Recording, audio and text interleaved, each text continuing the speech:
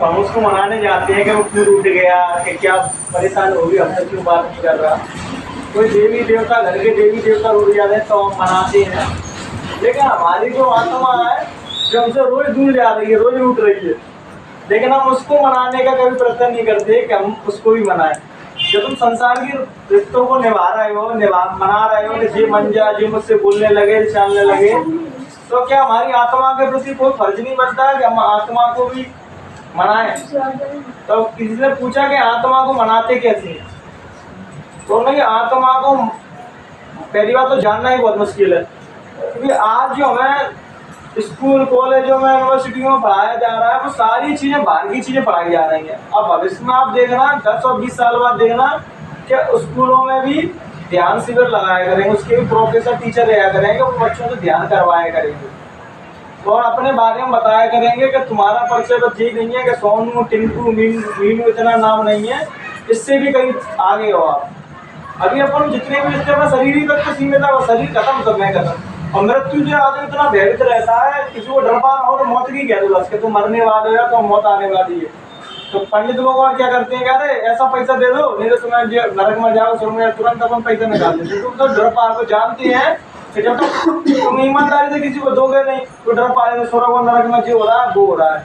लेकिन वास्तविकता तो ये है कि हम जितनी खोज संसार में भारी चीजों की कर रहे हैं, कुछ खोज अपने अंतरकरण की भी करें कि मेरे अंदर कोई ना कोई ऐसी चीज बैठी है जो मुझे चला रही है, और वही एक ना दिन मेरे अंदर से निकल जाएगी तो मेरा शरीर खत्म हो जाएगा।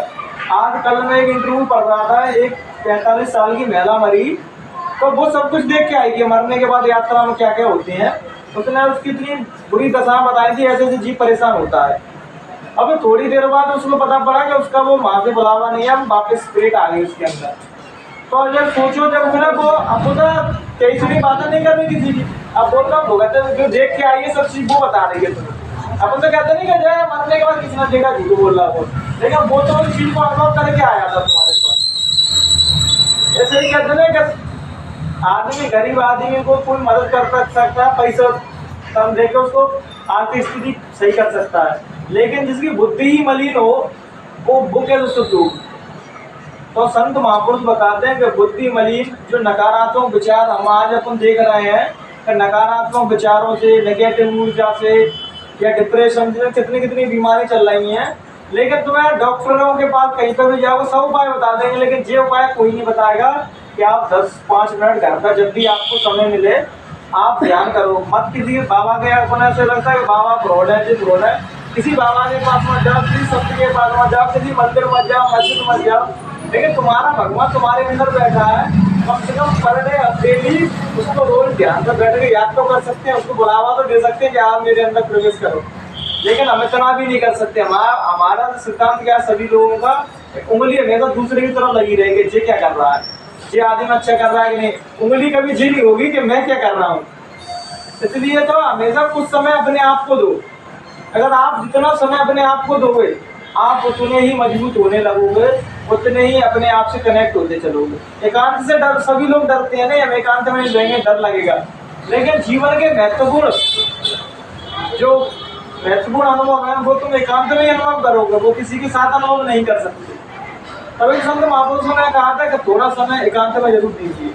अपने साथ जो समय बिताया है वही तुम्हारे साथ जाएगा और कुछ भी नहीं जाएगा, ना तो पैसा रुपया जाएंगे ना अटक, कुछ तुम्हारे साथ नहीं जाएगा। जो तुमने स्वयं के संग समय बिताया है वही समय जाएगा। जब मान लिखा पढ़ी होती है, अपन कहते हैं मैंने वहाँ धन कमाया, मैंने इतनी बड़ी नौकरी की, मैंने इतना किया, तो वे पूछते हैं भैया इसमें तो इतना तो देखा जोगा है ही नहीं है, तुम जो बताओ तो तुमने भजन कितना किया, जब तुम्हें सांसों की पूंजी मिली थी तो तुम्हारा सदुपयोग कितना किया था। आज अगर अपन समय मिला है तो पूरा जीवन उसको दुरुपयोग में लगाना है, उसका बुरा कैसे हो जाए, अपना ही बुरा स्वयं करने में लगे कि मेरा बुरा कैसे हो जाए। लेकिन थोड़ा जीवन में इसके लिए समय निकालेंगे कि थोड़ा समय मेरा आत्म उद्धार कैसे हो जाए, मेरा कल्याण कैसे हो जाए। एक गांव में 2 महात्मा रहते थे, तो एक बार क्या हुआ कि दोनों महात्मा भिक्षा मांग के आ रहे थे गांव से।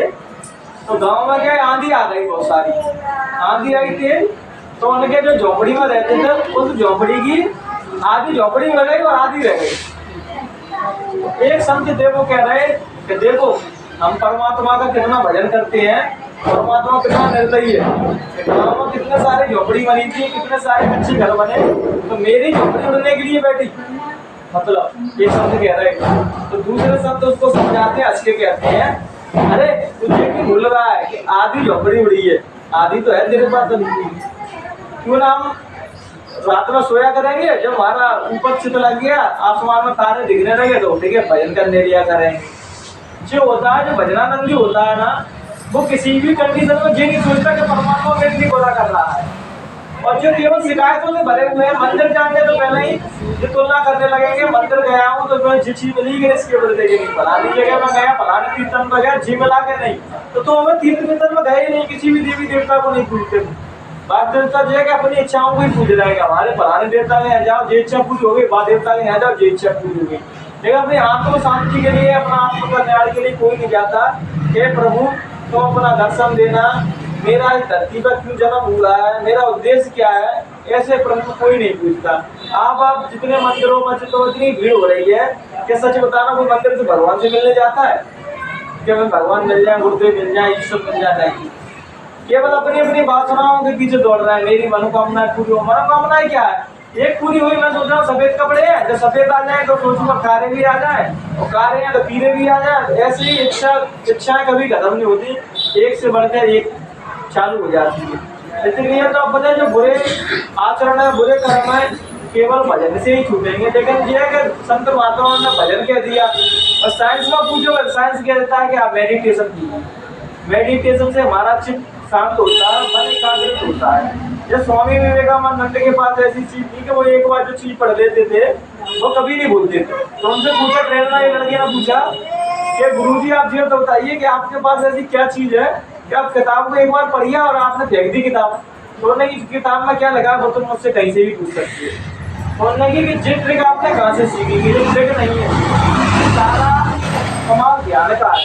मैं जितना समय होता है ज्यादा समय ध्यान में देता हूँ, और ध्यान से क्या होता है कि तुम्हारे मान देखिए वो भी चीज खुल जाती है जो हमें बाहरी किताबों से या बाहरी शिक्षाओं से नहीं खुल पाती। ध्यान क्या है, तुम्हारे आंतरिक जो तुम्हारे माइंड में जो भी चीजें हैं, जो पिछले अगले पिछले सब जन्मों की भरी पड़ी है। अपन मर जाते हैं तो पता क्या लगता है, दूसरे जन्म का कारण क्या बनता है, क्या अपना मन चालाकी गिरता है, वो कुबड़ी तल पे ही रह जाता है। जब हम अपने अगले पिछले सब देख लेते हैं ना, फिर हमारा दोबारा जन्म नहीं होता। और सारी साधना इसलिए की जाती है कि हम अगला पिछला सब देख पाए अपना। जब बुद्ध को ज्ञान प्राप्त हुआ था तो उन्होंने अपनी सारी योनियां देख ली थी कि मैं किन किन योनियों से होके निकला हूँ और ये मेरा लास्ट जन्म है। तब उनसे पूछा कि आप कैसे कह देते हो कि मेरा लास्ट जन्म है, मेरा जन्म नहीं हुआ।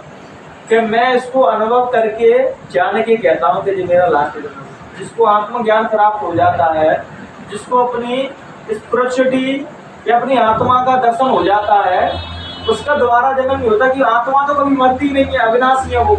ना तो अग्नि उसको जला सकती है, ना पानी डुबो सकता है उसको, ना आकाश में कहीं गुम हो सकती है वो तो ये है कि वो अविनाशी है। जैसे कृष्ण भगवान ने कहा था ना कि वो तो उसको तो कोई मार ही नहीं सकता, शरीर मरता है तो।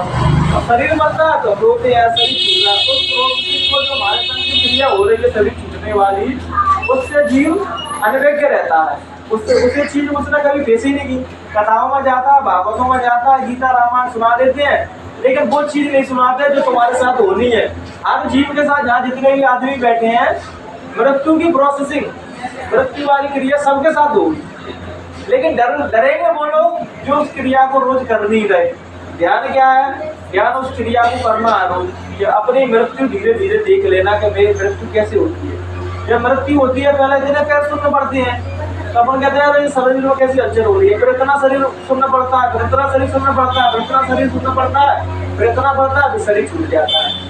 और 10-5 मिनट के लिए तो जीव को पता ही नहीं पड़ता कि मेरा शरीर छूट गया है। तो जो घटना उसके संग हो रही है वो पहली बार हुई है उसके संग, उसने मृत्यु का वो किया ही नहीं साक्षात्कार, तो वो भड़बड़ाता है, वो बार बार जीव के पास जाएगा, और जीव के पास जाएगा, अरे उसको राजू में बहुत शरीर पांच भौतिक शरीर से निकल चुका, अब वो तुम्हारी बात सुनने वाला नहीं है, हाँ है कुछ करो। और जितने भी महापुरुष जो आत्मज्ञान बताते हैं वो यही बताते हैं, जब तुम जितने की प्रभु को मानो, आत्मा को, फिर आत्मा को पालेगा, खुद को पालेगा। ऐसा नहीं है कि आलस को कोई पूरी करता है, भगवान तुम्हारे ऊपर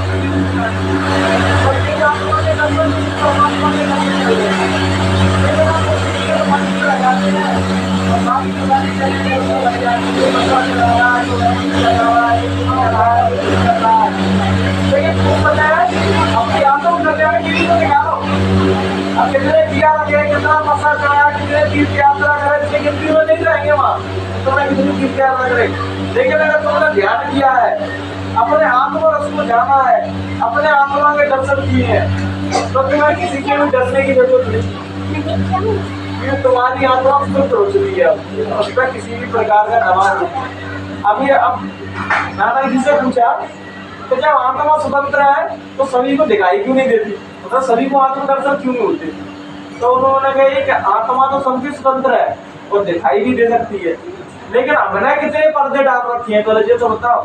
काम, क्रोध, लोभ, मोह, अहंकार, राग, द्वेष, ईर्षा, अमीरी, गरीबी, जो इतने तो पर्दे डाल रखे हैं कि आत्मा के दर्शन कहाँ से करना है। जब धीरे धीरे तुम्हारे सारे पर्दे उठेंगे तो अपने आप जो रूहानियत तुम्हारे अंदर दिया जल रहा है, वो हम सबके अंदर एक दिया जल रहा है जिसको हम जीवात्मा कह रहे हैं। जब हम ध्यान करेंगे तो उसको अपने शरीर पर, यहाँ बहुत से लोग कहते हैं यहाँ है दिव्य दृष्टि, यहाँ तो दिव्य दृष्टि होती है, लेकिन चेतना आपकी अब पूरे शरीर में विचरण कर रही है। जब ध्यान करते हैं तब एकाग्रत होती है चेतना तुम्हारी। अभी कौन कहते हैं कि यहाँ चेतना, ये तो सब जानते हैं गुरु मान रहे यहाँ चेतना, तो यहाँ सबकी नहीं है चेतना के, यहाँ सबकी है चेतना, यहाँ अपनी चेतना तो है कहाँ फिर रही है। जब हम ध्यान करते हैं, जब हमारी चेतना एकाग्रत होती है, जो मृत्यु के समय प्रोसेसिंग होती है वो ध्यान में होती है। जब चेतना एकाग्रत होती है, कहते हैं कि ध्यान में ऐसे चले गए तब वो उसने इसको हिला दिया, जो चिल्ला रहा है उनको मतलब ही नहीं पड़ रहा, क्योंकि चेतना एकाग्रत हो रही है और सिमट रही है चेतना, शरीर को एक जगह पर केंद्रित हो रही है चेतना। इसलिए तो ध्यान साधना जो भजन करते हैं, मेडिटेशन वगैरह, हमेशा एकांत में करने का विषय है। तो भीड़ भाड़ में करोगे, तुम्हारे शरीर के साथ कुछ घटना हुई तो वो सामने वाला सोचेगा रजे क्या कर रहा है, ये तो गिर गया है, कुछ हो गया, क्योंकि शरीर के साथ उस टाइम पर तुम्हारे साथ तुम्हें होश ही नहीं रहता क्या हो रहा है मेरे शरीर के साथ। जब चेतना लौट के आती है तब तुम अरे ऐसा भी होगा, पर देखे नहीं गाँव में किसी को देवी देवता आ गए तो उनके टोनी मोनी चले गई, उनको कुछ पता ही नहीं था। ऐसे ही जो जितने भी महापुरुष आए हैं उन्होंने एक ही बात कही है कि आप भजन कीजिए। जो आदमी भजन करता है, सत्य के मार्ग पर चलता है, उसे कहीं पे भी जाने की जरूरत नहीं है। अपना काम ईमानदारी से करे, मेहनत से करे। और जो तुम भजन कर रहे हो, क्योंकि सभी के उपदेश यही है कि आप भजन करो। अगर आप भजन कर रहे हो तो कहीं की जाने की जरूरत नहीं। भजन नहीं करता तो मंदिर मंदिर तो भीड़ क्यों हो रही है? तो आदमी अपने कुकर्मों से इतना भरा पड़ा है तो उन्हें पता है भजन भजन कौन करेगा। मंदिरों में जाओ, भगवान दे दो, नौकरी दे दो, 1000 का पत्ता चढ़ा दूंगा, मोड़िया दे दो, जो कर दूंगा वो कर दूंगा, लेकिन सही चीज के लिए नहीं कहा भगवान के पास के सही चीज के लिए। सच्चा सुख चाहिए आत्मा का तो हमेशा भगवान के भजन में ही सच्चा सुख मिलता है और किसी चीज में हमें सच्चा सुख नहीं मिलता है। लेकिन उसको छोड़ के हम सारे काम करेंगे, पढ़ाई करेंगे, नौकरी करेंगे, मकान बनाएंगे, गाड़ी खरीदेंगे, लेकिन भगवान का भजन नहीं करेंगे। और कोई कहेगा भी, तो कहेगा कि समय हमारा बर्बाद कर रहा है, अभी हमारे भगवान का भजन करने की उम्र है। अगर तुम किसी नौजवान बच्चे से कहते हो भगवान का भजन करो तो तुम्हें कहे मैं कहता हूँ भगवान का भजन करने वाला लग रहा हूँ क्या? भगवान का भजन तो बूढ़े पुराने लोग करते हैं। किसी भी शास्त्र में, किसी भी वेद में, किसी भी पुराण में नहीं लिखा कि बूढ़े हो जाएंगे तभी भजन करेंगे। बूढ़े अब बूढ़े हो जाए पेट दर्द कर रहा है, बीमारी है, दर्द हो रहा है, लेकिन भजन आप जितना जवानी में सदकर्म कर सकते हो, सब काम जवानी नहीं कर सकते हो।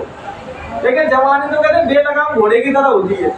जैसे बेलगाम घोड़ा रहता है, जिसको जिस तरफ दौड़ा दो उसी तरफ दौड़ जाता है। जैसे ही हमारी इंद्रियां जिस तरफ दौड़ती हैं उस तरफ हो जाती है।